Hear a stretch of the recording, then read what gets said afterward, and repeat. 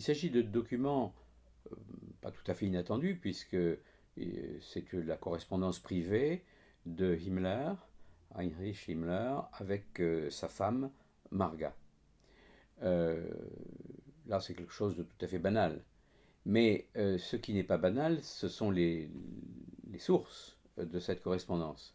D'un côté, une partie de la correspondance a été retrouvée en Israël, et euh, par ailleurs, la partie de la correspondance de l'épouse a été retrouvée en Allemagne dans les archives fédérales de la ville de Koblenz. Donc c'est un corpus tout à fait nouveau pour les historiens, et alors que l'on connaît évidemment toutes les prises de position officielles de Himmler, dans ces cas-là, on a plutôt une sorte de Himmler intime.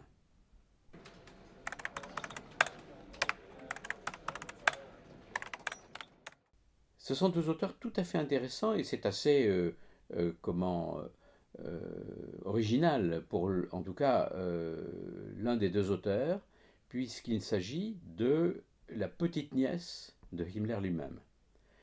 Alors, elle est politologue, elle est journaliste, elle a travaillé sur la famille Himmler, elle a déjà publié un ouvrage là-dessus, elle connaît donc très très bien, et probablement que c'est une manière pour elle d'exorciser le port d'un nom qui doit être assez dur à assumer.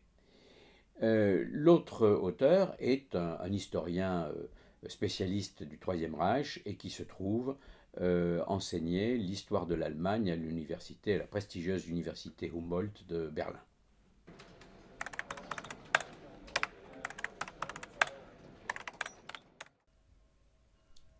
Alors, on peut imaginer bien sûr que dans une correspondance privée, il n'y a pas de grande révélation d'ordre politique.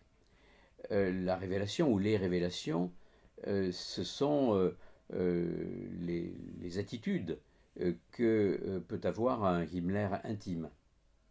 Il parle avec sa femme de choses souvent banales, il parle de leur fille, qu'ils adorent, il parle de la quotidienneté, il fait allusion à son travail, et il se présente à la fois comme quelqu'un d'affable, de soucieux de la famille, j'allais dire un homme et un mari et un père normal.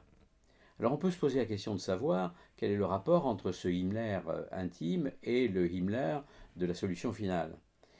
Et ce ne sont pas deux hommes en fait, c'est le même homme, et c'est bien ce que fait une fois de plus apparaître ce type de document, c'est que les nazis, pour la plupart, étaient ce que Browning dans son livre sur les Einsatzgruppen a déjà dit, c'était des hommes ordinaires.